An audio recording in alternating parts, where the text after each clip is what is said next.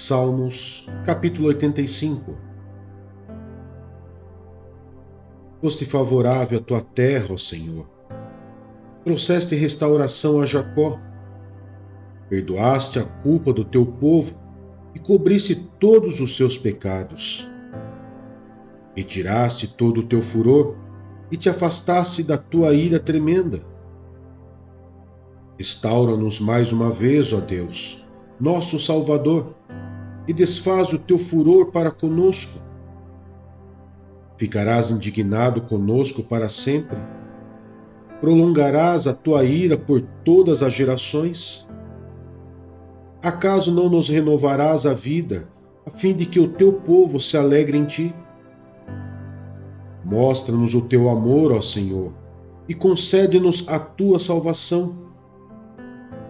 Eu ouvirei o que Deus, o Senhor, disse.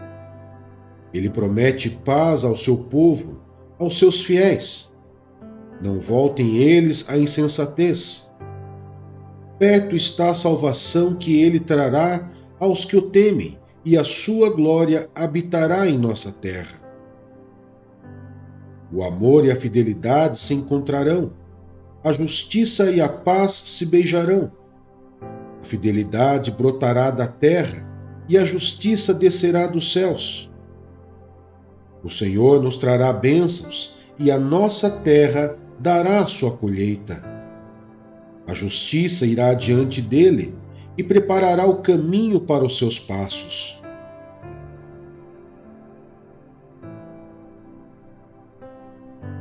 Salmos, capítulo 86.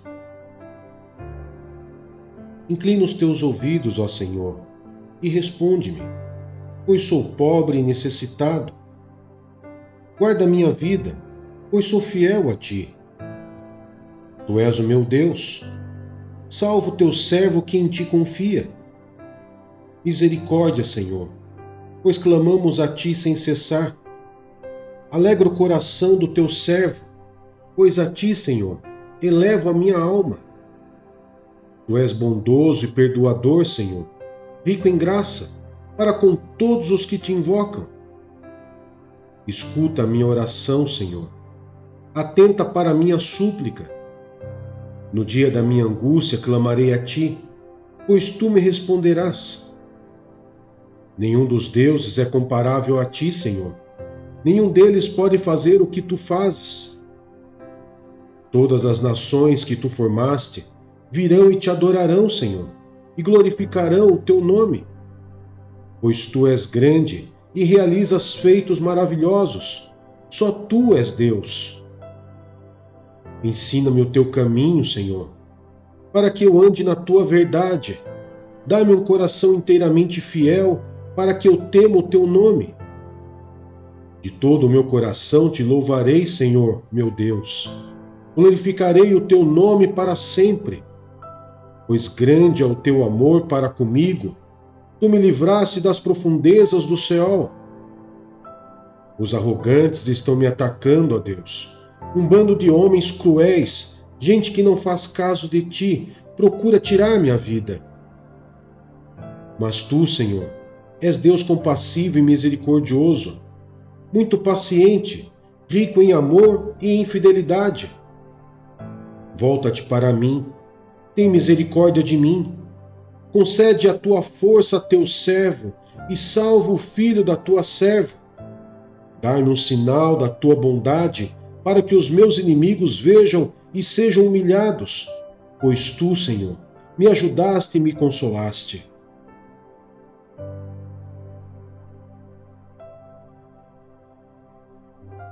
Salmos, capítulo 87. O Senhor edificou sua cidade sobre o Monte Santo. Ele ama as portas de Sião mais do que qualquer outro lugar de Jacó. Coisas gloriosas são ditas de ti, ó cidade de Deus. Entre os que me reconhecem, incluirei Raabe e Babilônia, além da Filistia, de Tiro e também da Etiópia, como se tivessem nascido em Sião. De fato, acerca de Sião se dirá: todos esses nasceram em Sião, e o próprio Altíssimo a estabelecerá. O Senhor escreverá no registro dos povos: este nasceu ali. Com danças e cânticos dirão: em Sião estão as nossas origens.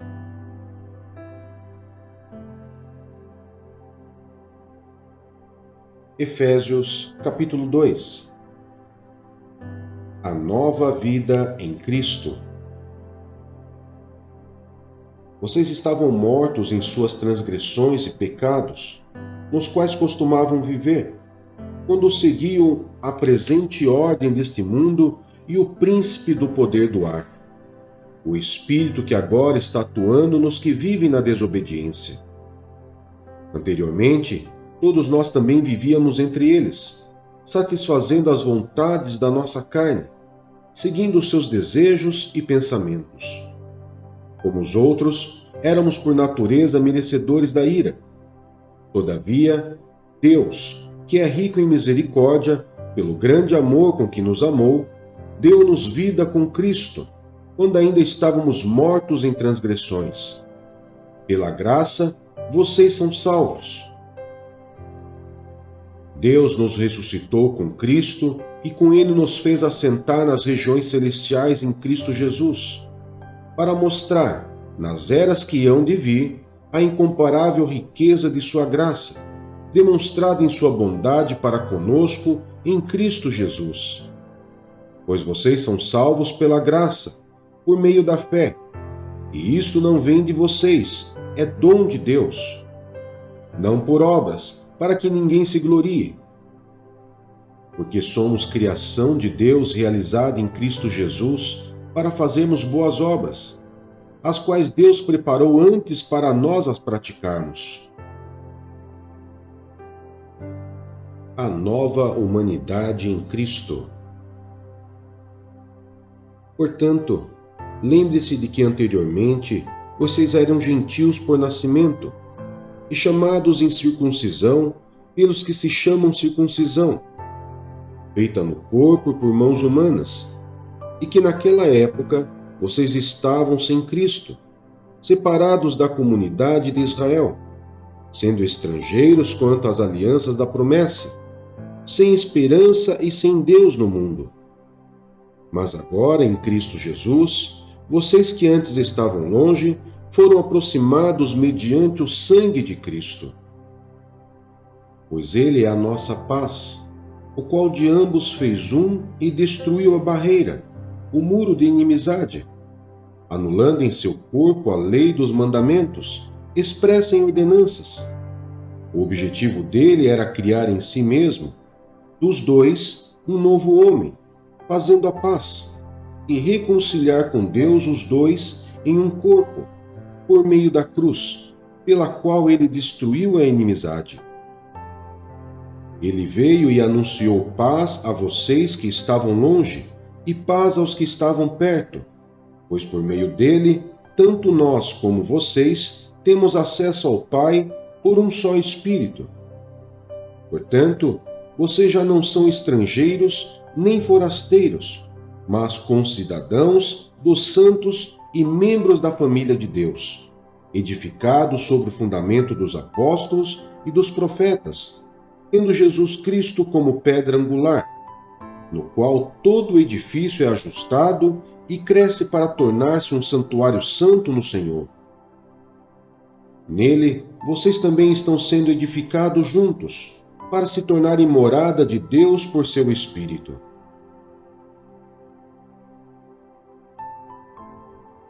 Efésios capítulo 3. O Apóstolos dos Gentios.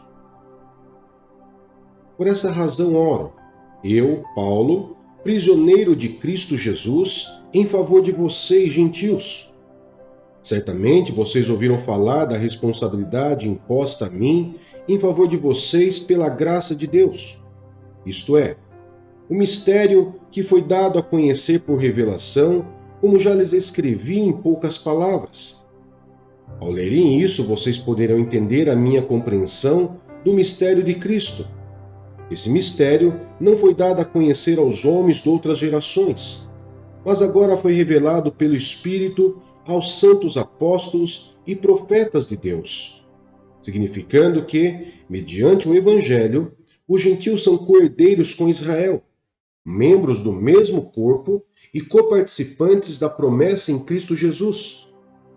Deste Evangelho, me tornei ministro pelo dom da graça de Deus, a mim concedida pela operação do seu poder. Embora eu seja o menor dos menores de todos os santos, foi-me concedida esta graça de anunciar aos gentios as insondáveis riquezas de Cristo e esclarecer a todos a administração deste mistério, que durante as épocas passadas foi mantido oculto em Deus, que criou todas as coisas. A intenção dessa graça era que, mediante a Igreja, a multiforme sabedoria de Deus se tornasse conhecida dos poderes e autoridades nas regiões celestiais, de acordo com seu eterno plano que ele realizou em Cristo Jesus, nosso Senhor, por intermédio de quem temos livre acesso a Deus em confiança, pela fé nele. Portanto, peço-lhes que não desanimem, por causa das minhas tribulações em seu favor, pois elas são uma glória para vocês. A oração de Paulo pelos santos. Por essa razão, ajoelho-me diante do Pai, do qual recebe o nome toda a família nos céus e na terra. Oro para que, com as suas gloriosas riquezas, ele os fortaleça no íntimo do seu ser com poder, por meio do seu Espírito, para que Cristo habite no coração de vocês mediante a fé. E oro para que, estando arraigados e alicerçados em amor, vocês possam, juntamente com todos os santos, compreender a largura, o comprimento, a altura e a profundidade, e conhecer o amor de Cristo, que excede todo conhecimento, para que vocês sejam cheios de toda a plenitude de Deus. Ele que é capaz de fazer infinitamente mais do que tudo o que pedimos ou pensamos, de acordo com o seu poder que atua em nós. A ele seja a glória na Igreja e em Cristo Jesus, por todas as gerações, para todos sempre. Amém.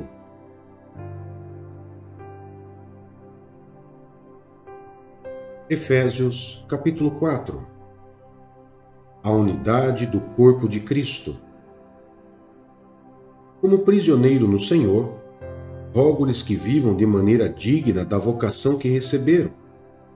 Sejam completamente humildes e dóceis, e sejam pacientes, suportando uns aos outros com amor. Façam todo o esforço para conservar a unidade do Espírito pelo vínculo da paz. Há um só corpo e um só Espírito, assim como a esperança para a qual vocês foram chamados é uma só. Há um só Senhor, uma só fé, um só batismo, um só Deus e Pai de todos, que é sobre todos, por meio de todos e em todos. E a cada um de nós foi concedida a graça, conforme a medida repartida por Cristo. Por isso é que foi dito: quando ele subiu em triunfo às alturas, levou cativos muitos prisioneiros e deu dons aos homens. O que significa ele subiu, senão que também havia descido às profundezas da terra? Aquele que desceu é o mesmo que subiu acima de todos os céus, a fim de encher todas as coisas. E ele designou alguns para apóstolos, outros para profetas, outros para evangelistas e outros para pastores e mestres, com o fim de preparar os santos para a obra do ministério, para que o corpo de Cristo seja edificado, até que todos alcancemos a unidade da fé e do conhecimento do Filho de Deus, e cheguemos à maturidade, atingindo a medida da plenitude de Cristo. O propósito é que não sejamos mais como crianças, levados de um lado para outro pelas ondas, nem jogados para cá e para lá por todo o vento de doutrina e pela astúcia e esperteza de homens que induzem ao erro. Antes, seguindo a verdade em amor, cresçamos em tudo naquele que é a cabeça, Cristo. Dele todo o corpo, ajustado e unido pelo auxílio de todas as juntas, cresce e edifica-se a si mesmo em amor, na medida em que cada parte realiza a sua função. O procedimento dos filhos da luz.